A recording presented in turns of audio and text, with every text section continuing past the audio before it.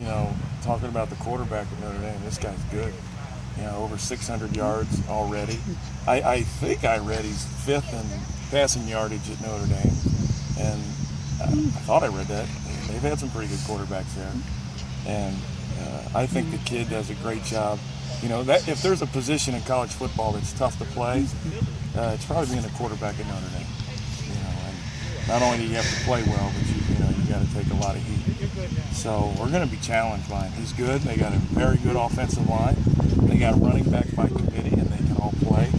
So we can't take a play. We can't take a second off. You know, we can't take a breath. We're going to have to just keep working hard.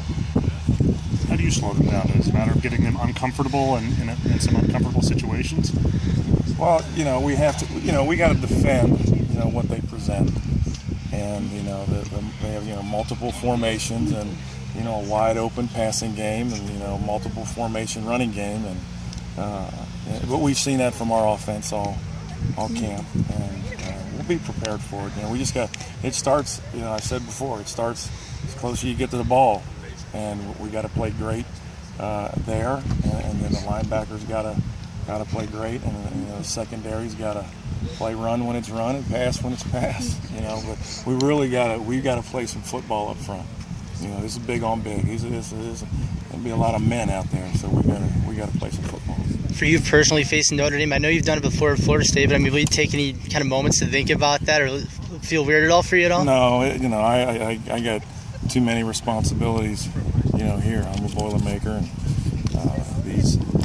these games are fun, because they bring a lot of emotion, because it's got a lot of hype, and you're playing Notre Dame, and but for me, it won't be just another game, but it's the next one on the schedule that we got to do a great job with, and the last thing I need is to get emotionally involved. I'll screw it up.